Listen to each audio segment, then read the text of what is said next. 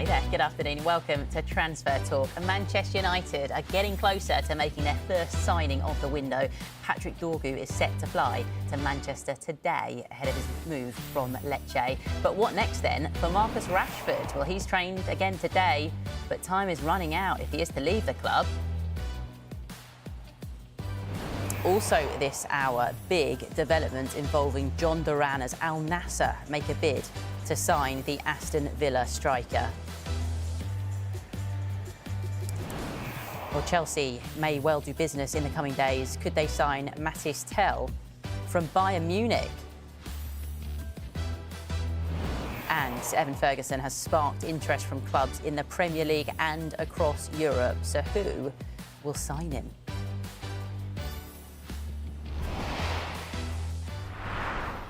Hello, good afternoon to you at home. Good afternoon as well to Kwaku Afari, to Statman Dave and to Dave Reed. Right, we're going to start with Manchester United. A busy day, it seems, for the club, and we can speak live to our senior reporter, Melissa Reddy now. Melissa, lovely to see you. It looks like Ruben Amorim will have his first signing pretty soon.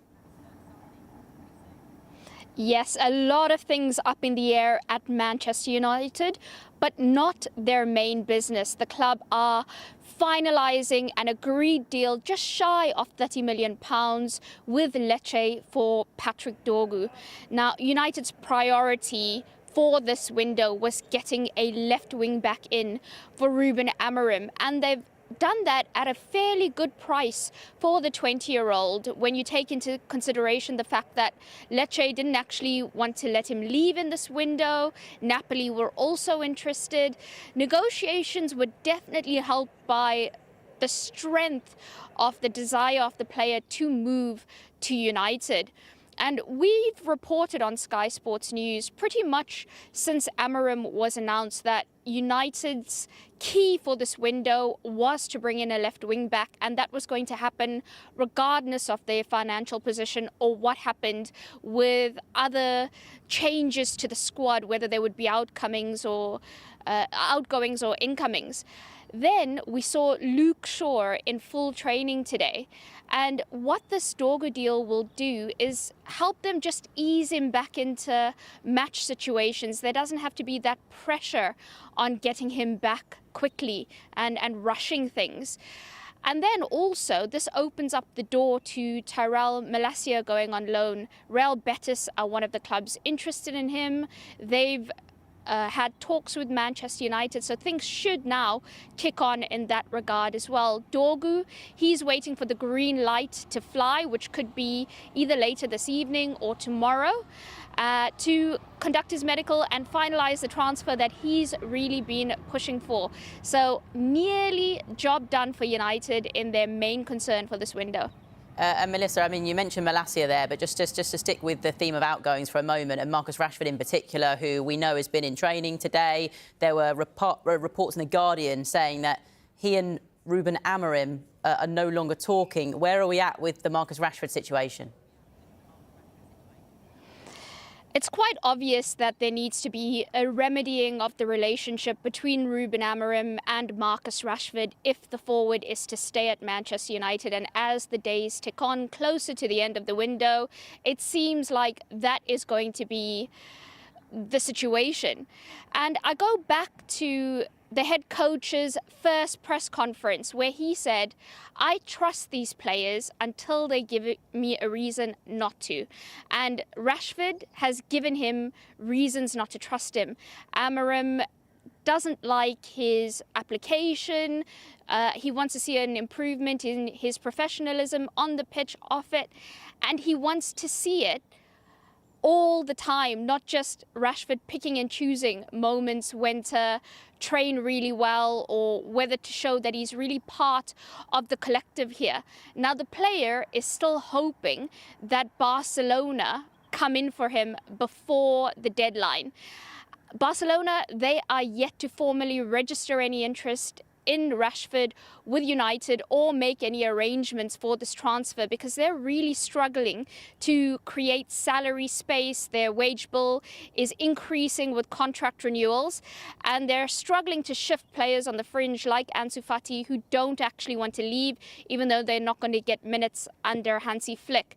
Flick himself has not pushed for any incoming, so if Barcelona are to make a move, it's expected to be quite late in the window. Melissa, just lastly then, because that's Rashford. What about Alejandro Garnacho and Casemiro? Where are we with developments on their futures? Roma have made a check on Casemiro, so they've registered their interest. Now United are waiting to see if they follow it up with a formal loan offer. Casemiro is open to joining them, so that's one to watch for the end of the window.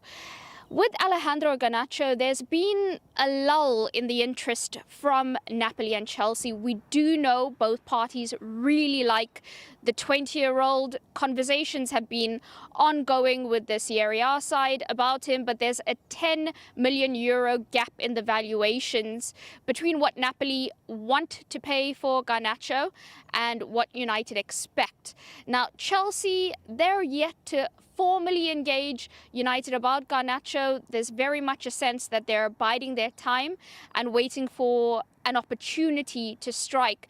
United would expect a higher fee from a Premier League rival, and so far they've not been tempted to sell with any offers. The club, they're not desperate to let Garnacho go. Ruben Amorim's actually been quite happy with him, the way he's followed instructions, especially defensively, his professionalism, the way he's been performing in training and on match days. So United very comfortable in the position that if Garnacho's staying, they're happy with it. And if he goes, it's only going to be for a very, very good fee. And as it stands, neither Napoli nor Chelsea have managed to tempt United. Brilliant stuff. Thank you very much, Melissa. We'll chat to you again a little bit later on.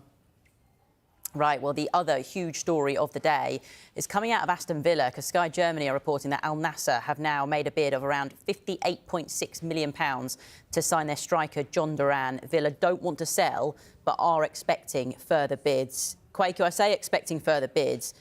It almost feels like it would need to be significantly higher to actually tempt Villa into selling him. 100%, and age comes into this. John Duran is 21 years old, and if you look at the facts of the matter, when Aston Villa signed him from Chicago Fire 2 years ago, it was in the January transfer window, nobody would have expected that 2 years later, a man who, let's be honest, has only scored 12 Premier League goals for the club, Villa would be in the position to reject a bid of around £57, £58 million for him. That just shows you the dearth of top-level strikers in world football. And John Duran has shown that when given the opportunities, he can put the ball in the back of the net. But like you said, the bid is going to have to be a lot higher because Villa are in a position right now where they've got two very, very good strikers competing for one spot.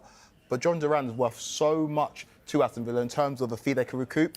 It's going to take a hefty bid to bring him out of or sign him for a club in Saudi Arabia or elsewhere in Europe. Yeah, well, we understand that Al Nassr are interested in both Duran and Victor Boniface. They have actually agreed terms on a deal worth £46 million with Bayer Leverkusen for Boniface, which would be their second highest outgoing transfer, by the way, after Kai Havertz. But Boniface, we understand, is ready to fly to Saudi to complete the move, but his representatives are aware of the club's interest in John Duran as well. Does the Boniface one make more sense? You'd probably say so. I think the big thing with that, obviously, winning the Bundesliga last season with Bayer Leverkusen, being unbeaten in this season, but also his profile of the football is a striker that likes the ball into feet. 14 goals in the Bundesliga last season, 8 assists. And if we actually look at strikers in European football, that's the same amount of assists as Harry Kane. We all regard him as a very, very good footballer in terms of finding his teammates. But I suppose the issue this season is game time. Still scored 6 goals in around 658 minutes. The issue is that Patrick Schick is in the form of his life. Just around 800 minutes, he's scored 13 goals in the Bundesliga. So it makes sense for Leverkusen potentially to part ways with Boniface. So this may get the ball rolling. Yeah. For Villa fans, they're probably just so fed up of John Duran at this point being linked with a move away. But he has been really impressive when he's played this season, when he's come on. You can see why there is so much interest in him. Yeah, it's not really a surprise that lots of clubs are looking at him. He just wrestled that Villa starting striker slot from Ollie Watkins, scoring in 3 consecutive consecutive starts earlier this season. That was until a controversial red card against Newcastle. And then the following suspension meant Watkins is now the man back in possession of that striker slot. Now, Duran's highlights reel is incredible. Just check out the goals against Bayern Munich and RB Leipzig in the Champions League if you haven't seen them. Now, in the Premier League, this is how he compares to the division's other number 9s. Important to point out, these are strikers. Now, immediately, these numbers just pop off the chart. And yes, the statistics are slightly skewed because he's mostly come off the bench, but he's averaging almost a goal per game. His expected goals is only beaten by Erling Haaland and Alexander Isak. Duran's shot volume, high as well. And he has the most touches in the opposition box per 90 minutes of any other striker. And significantly, Duran works hard for the team as well.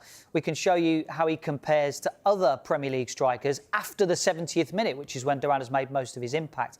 Now, Villa don't play an intense pressing game, so his overall distance covered isn't going to be high, but it's his explosiveness where he excels. Look at the distance sprinting and the overall number of sprints. He's also able to cover larger distances at high speed.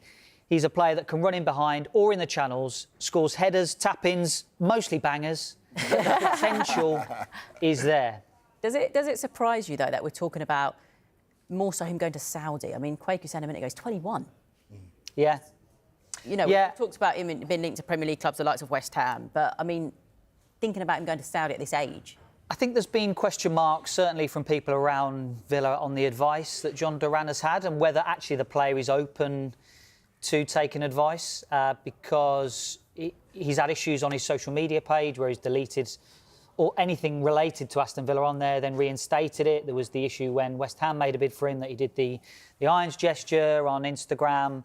There's been issues around his application in training, but it seemed like in the summer, once he stayed at Villa, people at the club were really pleased with how he'd come back after the summer break, applied himself excellently in training, and his all-round game actually has improved. And we showed you the numbers around goals, assists and things like that, but actually his overall game has improved. And he's a maverick. He's a nonconformist. He's someone who likes to be the man. And there's no room really in Unai Emery's system. He talks about it all the time, about the collective being more important than the individual. And that's where there's been a little bit of tension perhaps between Villa and John Duran. But he's shown this season that he can do it. He had the shirt. He had the shirt. There was the red card against Newcastle, and he's now back on the bench again. It's unfortunate timing for him. I think when you also look at those numbers you previously, he's the perfect super sub in a sense. You mentioned that 0.99 goals per game. That's pretty incredible. But then you look at those other numbers. You had the sprints. Imagine you're a Premier League defender. You've just had to run 70-odd minutes with Ollie Watkins, and then this guy comes on that's got amazing data in terms of that. He's explosive. He's a maverick. He's a player that can create something out of nothing. At the moment, that's a great position for Villa to be in, and maybe it's down to Emery to try and work out a system in some matches where both those two players can play up front. Yeah, you must say Villa have really looked after him as well. All the people at the club treating him almost, like a son, essentially, at Villa. Put their arm around him, tried to develop him. He is a young man. He's still a young man, and he's come to a country where, I know he spent time in America, but he didn't speak much English when he came over. He's still learning how to be a Premier League footballer off the pitch, newfound money, newfound lifestyle. It has been hard for him, and Villa have tried really hard to look after him and nurture that. Yeah, it's going to be interesting to see what happens, isn't it? Right, still to come here on Transfer Talk. Will Tottenham bring in a forward over the next few days, and will Brighton sell Evan Ferguson?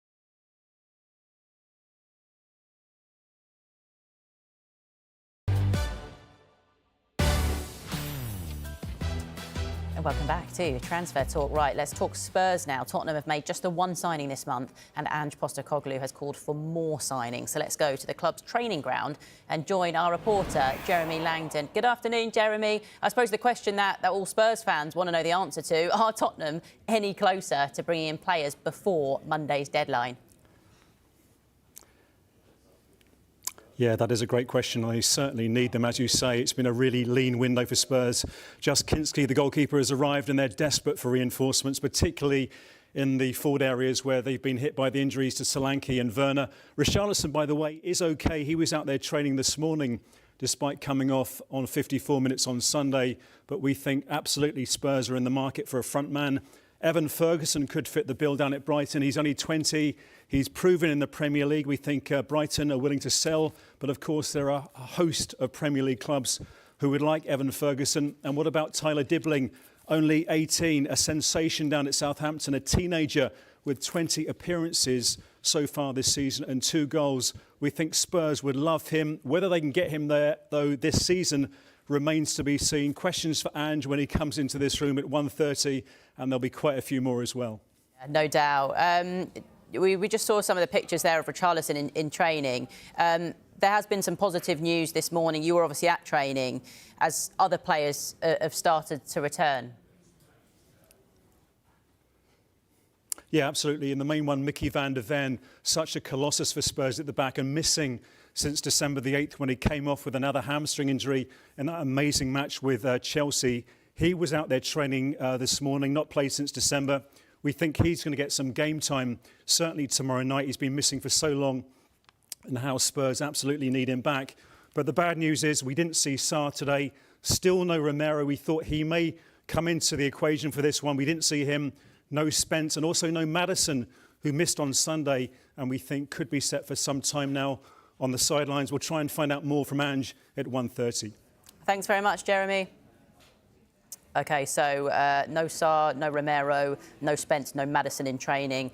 The positives, though, if we're going to take some positives from that, Mickey van der Ven is back in training. Huge positive. One of Spurs' most integral and important players. And he's a man that, I know that with Spurs, there are so many injuries, but when you take him out of Ange Postecoglou's side, you see a huge, huge difference. And with Spurs in the transfer window, I understand that they're looking at forward players, but they also have to be aware that Mickey van der Ven's hamstring injuries preceded his time at Spurs. He was also getting these injuries at Wolfsburg. And so when Spurs are looking to bring in players, I understand bringing in bodies to enhance the squad, but also players that can maybe fight their way into the first 11, because with a player that's so explosive, so powerful, so fast, he is more susceptible to these type of injuries. So Spurs need to safeguard against that. And when bringing in players, not just players to improve the overall squad, but to also improve the first 11 if they do get injuries. It's massive. You know, he's so perfect for the Spurs system. His pace, his ability to defend 1v1. They play very man-to-man. But the injuries are a problem. If you look at the points per game this season, it's really, it paints a bad picture for Spurs. With Van der Ven in the side, they're on 1.44.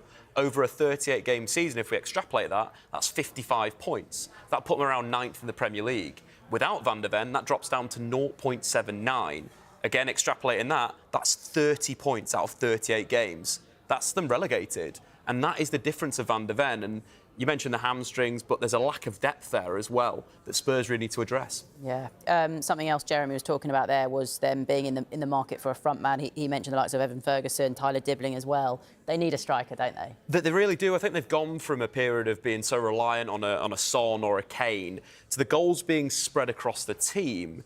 And if we kind of have a look at what Spurs are doing with their strikers, you can clearly see there isn't one big leader in there. You know, top scorer in the Premier League, out of these players we're looking at, obviously James Maddison scored 8 goals. He's their top scorer. We're going to ignore him for this because we're looking at the kind of the forward positions in there. Brennan Johnson started the season on fire. Solanke's come in and out.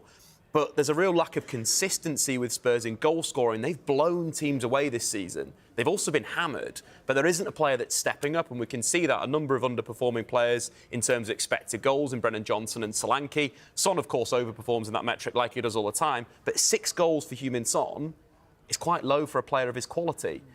Spurs should have acted, and Tyler Dibbling could have played all across the front line, could potentially play at full-back as well, could have been an asset for them if they'd done it early in January.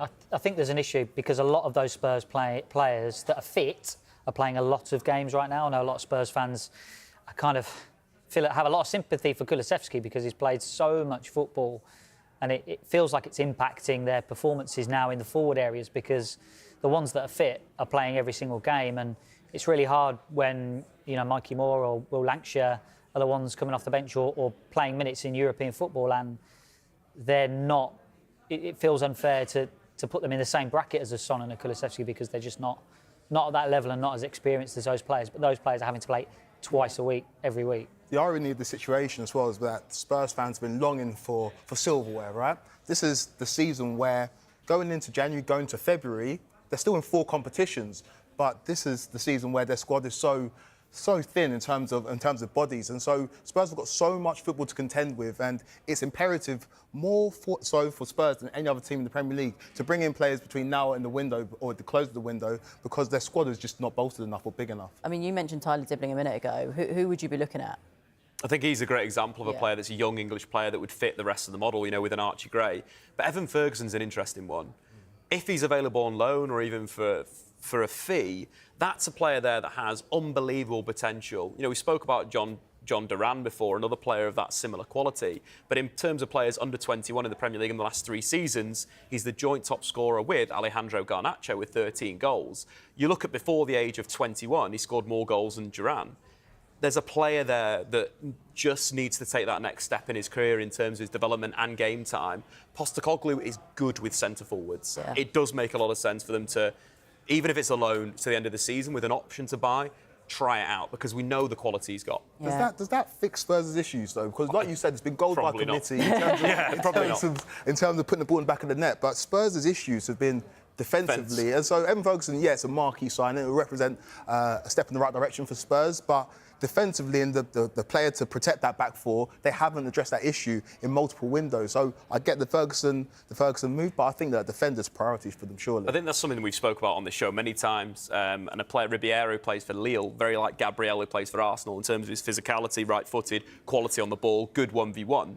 That's someone that they could have looked to get as well. And I think that's the problem. And that's why Spurs fans are so frustrated, is because there's a few different problems and they've sold nothing. They've bought a goalkeeper because they had to. They needed a goalkeeper anyway, but they've bought a goalkeeper to solve an issue that had to happen because of injury.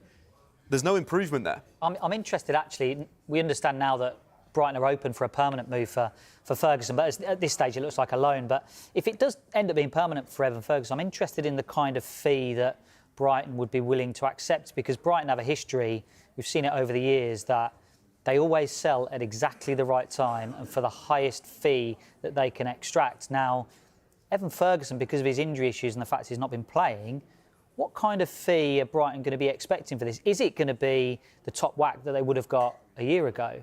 Because of his injury issues, because Fabian Hürzeler maybe has preferred other options as well. Now he's coming back to fitness. I'm just interested to find out whether Brighton go, OK, well, we'll have a big chunky sell on that in case he realises that potential that we're expecting him to. I'm just finding it quite intriguing because they always sell at the right time. And is this the right time for Brighton to let Evan Ferguson go when we know he's got so much potential? Well, exactly that, isn't it? He's only 20 as well. Yeah, that's it. It feels like he's got huge potential. He's so young, and that's why we're seeing it more in recent times, loans with an option to buy, because we know the quality of Evan Ferguson. If he goes on loan to a team and he finds a home and he settles and he's scoring goals, then the fee will return to what it would have been a year or two ago, because he is a quality player that is still very, very young and has shown us in the Premier League that he can put the ball in the back of the net, and these days it's a rarity. Yeah. Right, coming up, we're going to take a quick break, but coming up the other side of the break, we're going to head to Rio de Janeiro. South American football expert Tim Vickery gives us the very latest on Neymar's return to Santos.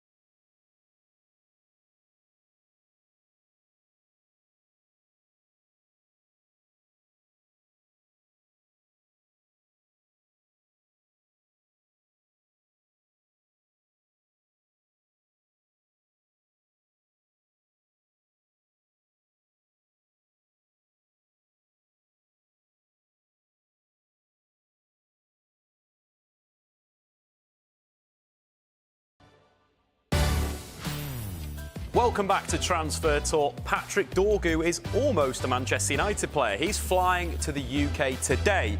Earlier on, we looked at his performances from this weekend against Inter Milan. And if you have missed that, go and check it out. It's on the Sky Sports website. But right now, we're going to look at the positional side of Dorgu and then compare him to Manchester United wing-backs. So first and foremost, Patrick Dorgu has basically played in loads of positions for Lecce. Of course, most of his appearances have been at left full-back, with 1,781 minutes there.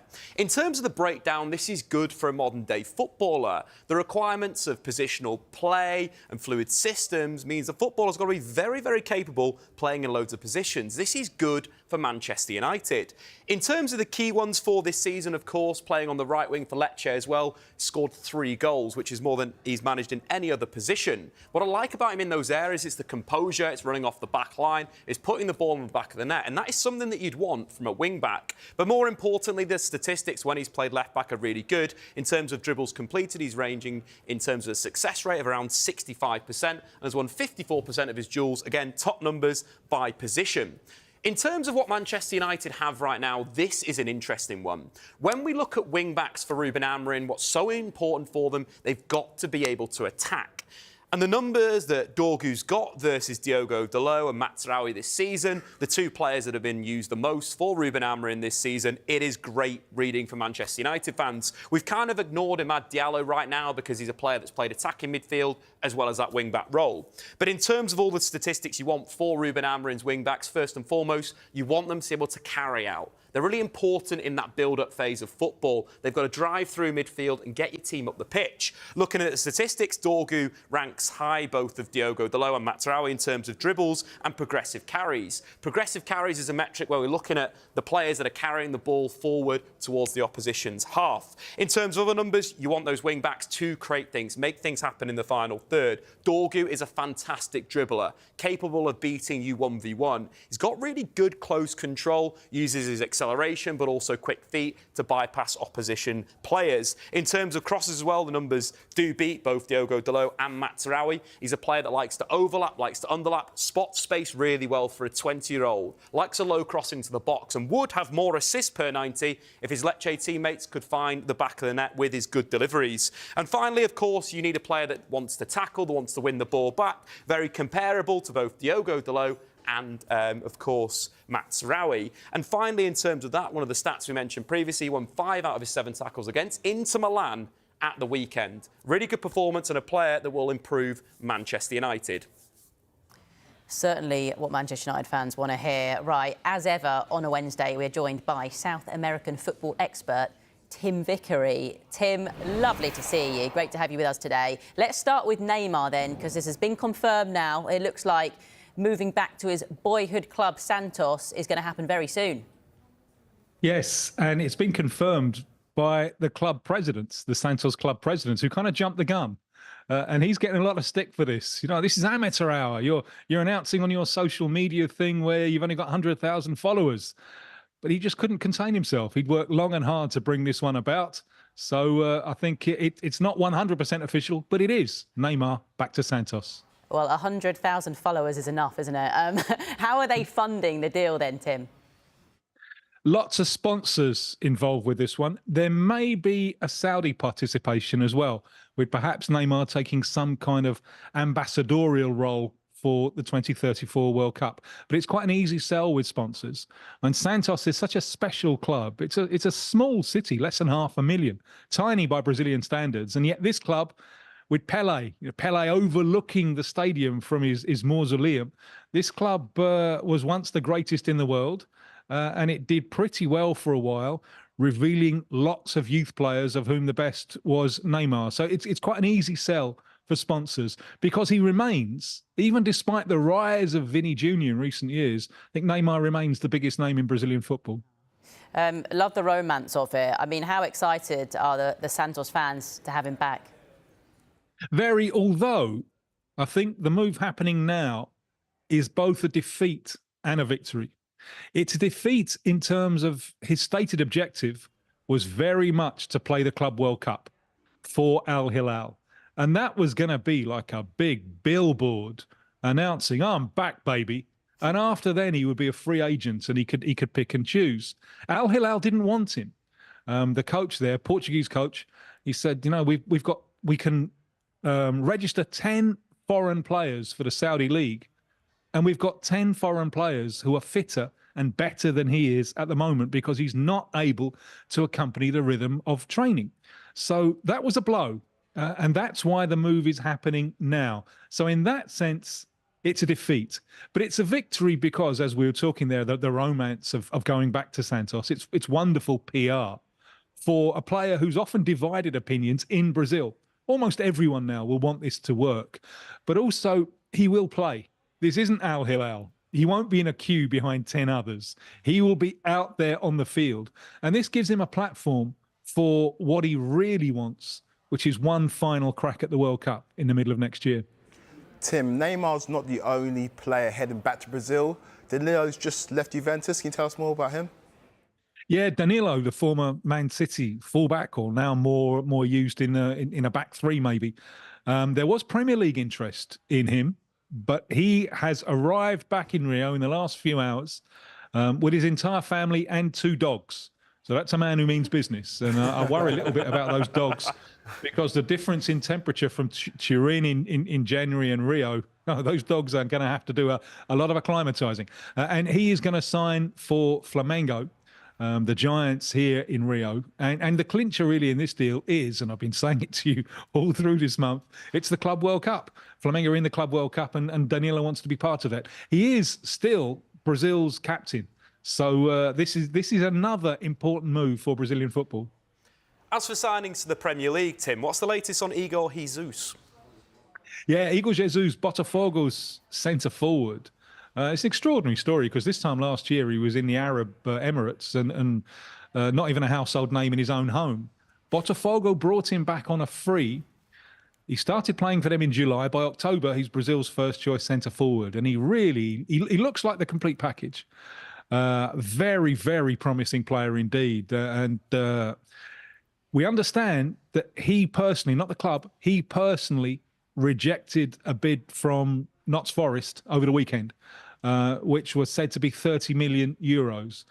He thinks it's best for his career to stay a few months, make sure he's visible and still in the Brazil side, and, wait for it, play in the Club World Cup.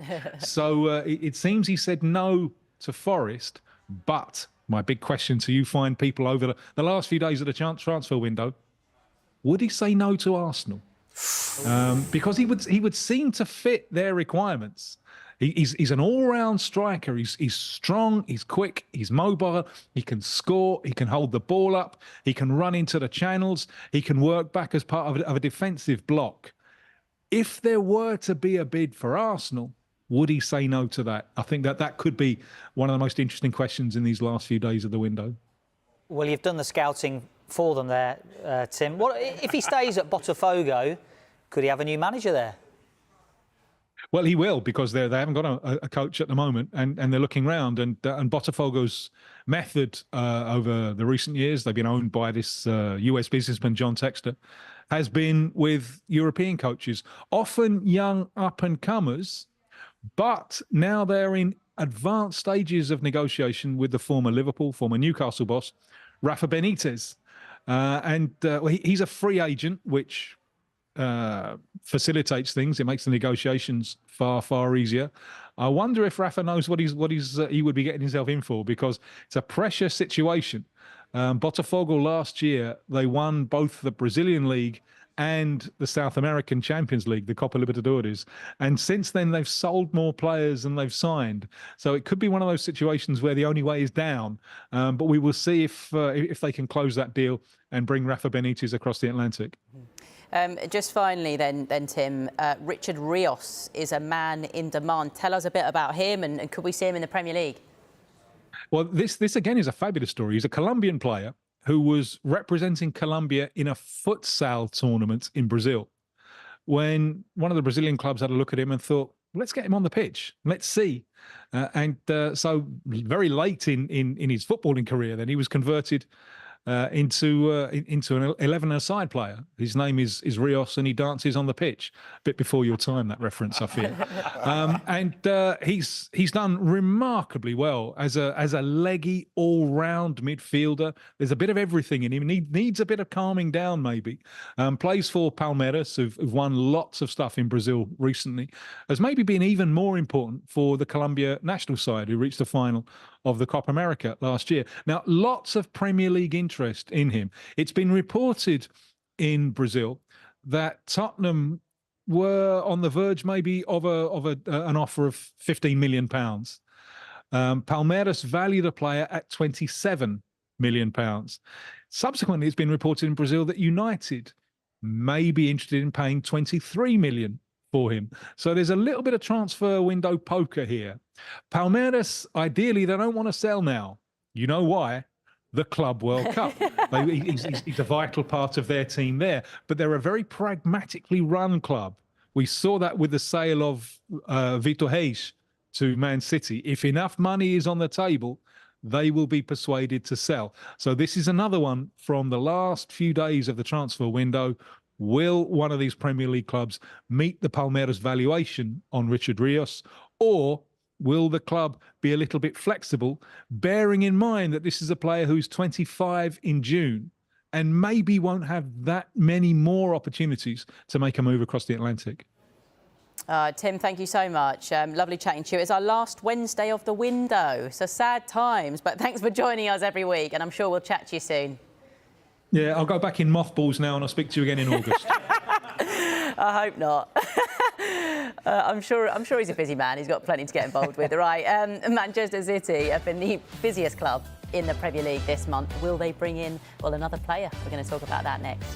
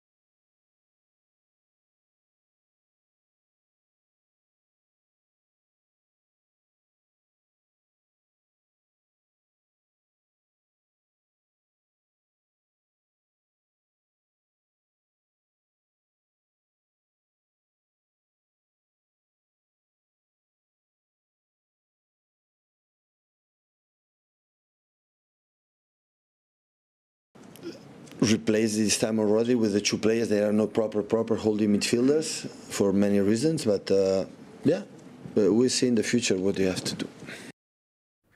Yeah, we are going to see. They've had a busy month so far, haven't they? They have. They've been super aggressive in this transfer window, and they needed to be, right? This is the year the City rebuild.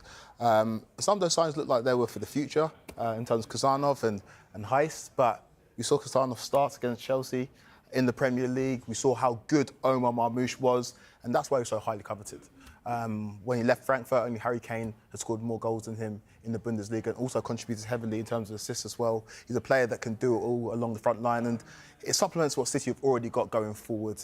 I think the loss of Julian Alvarez in the summer was massive. It represented good value for City in terms of the money they got for him from Atletico Madrid, but City needs to be aggressive, and I think the beginning of the season really highlighted that, and that's what they've gone and done, and I don't expect them to be done quite yet. The window closes on Monday. I expect City to go out there and do more business. Yeah. I feel like we're in a bit of an in-between stage of Manchester City now. Are they back? They're half back. Yeah, they've picked up a little bit of form recently, but you can still see there's still a bit of a work in progress. Kusanov came in. He's going to need a little bit of looking after like he did in the Chelsea game. So I'm still waiting for the trigger to go, OK, yeah, City are back at that level. I think out of possession, they still need a little bit more work. Not sure the press is quite as formidable as it used to be. And there's still a hole in midfield for me too. I did actually load up the Premier League table and work out how many points City can get in their remaining games if they won every single game. Are they back? I potentially think they are. Tactically, they looked a lot better. Yeah. We heard Pep saying there, look, we'll sort of see what the future holds in terms of any more signings coming in. They could still sign another defensive midfielder and a fullback, of course. Interesting Cambiasso that we know about, Edison, Douglas Luiz. Talk to us about Cambiasso, because he's a player that has caught your eye, I suppose. Yeah, for sure. I think City have changed their midfield line. We saw sort of three central midfielders quite deep and the fullbacks very, very high with Gvardiol on that left-hand side. Cambiasso coming in could play so many different roles for Manchester City. He's a little bit like Cancelo, very two-footed, go both ways. But looking at his numbers and what kind of jumps out, number one, I think his long passing is something City don't have right now. He's in the top 1% of fullbacks in Europe's top 5 leagues for long pass completion rate, around 76%. And that sort of laser switch and pass, we saw City do that time and time again to their two wide wingers. We're not seeing that enough this season. That's one thing I like. Shot creating actions from live passes as well, ranks in the top 6% of fullbacks, another big thing that, marries up with Cancelo's statistics in that sense. He's a player that's very adaptable, can play inverted, can play wide. He's arguably the perfect Pep Guardiola fullback if they were to get him. If they did get him, would you be more convinced that they are on their way back? I think so, yes. I think Josko Gvardiol has shown such a evolution at City, and we saw his goal at the weekend, could have scored another goal after a lovely little chop inside. He's got great quality, but I think on that right-hand side, having someone that's high and wide, that's in that position, they probably don't quite have that right now. We've seen Rico Lewis play a lot of inverted for Manchester City over the last season and a half.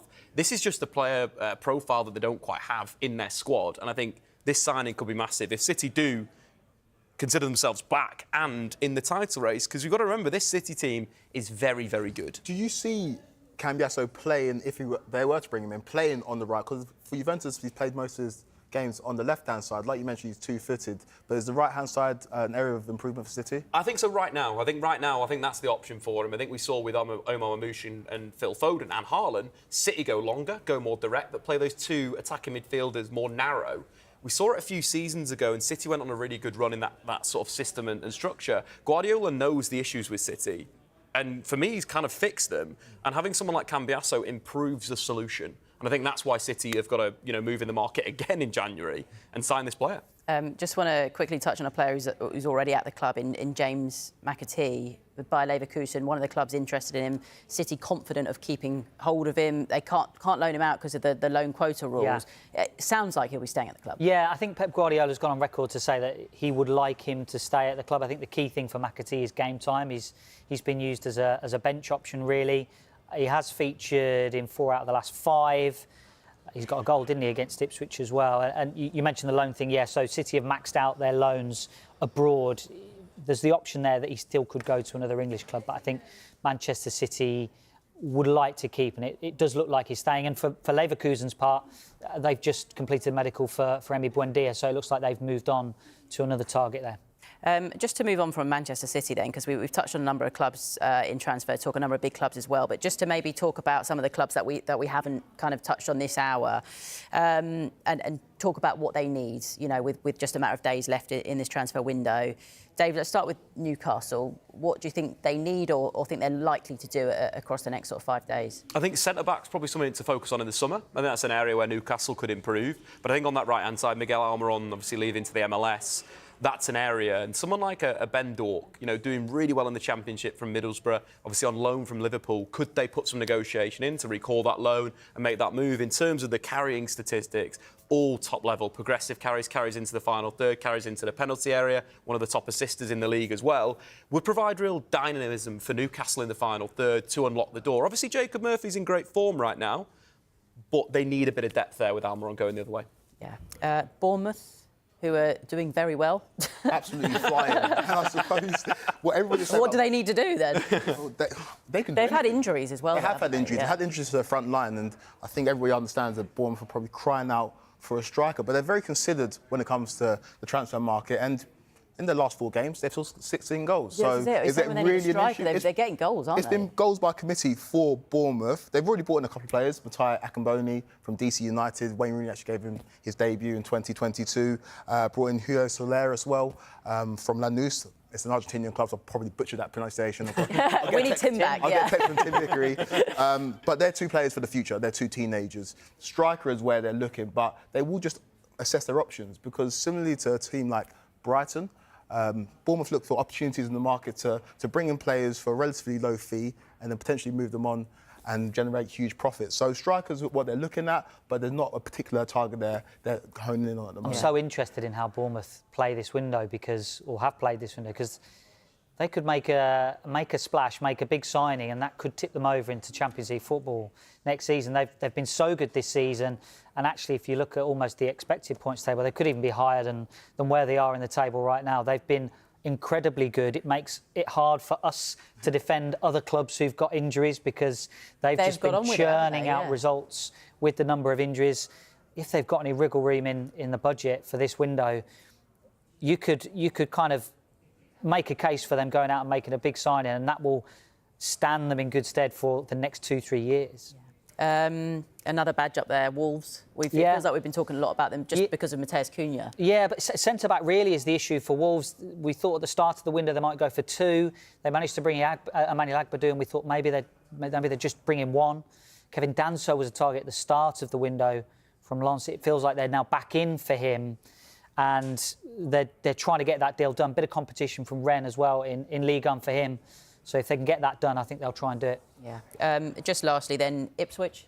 I think that they said today they want 3 new signings, which is incredible considering I think they've done really good business. Maybe looking at a Louis Barry, fantastic in League 1, 18 goal involvements, fantastic on the dribble, most dribbles, most shots. He's ready for that step up. Yeah, I think he's set for a move to Hull, I think, unfortunately. Right, coming up on Sky Sports News, we're going to be building up to tonight's Champions League games, and we will, of course, keep you right across all the latest transfer news as well.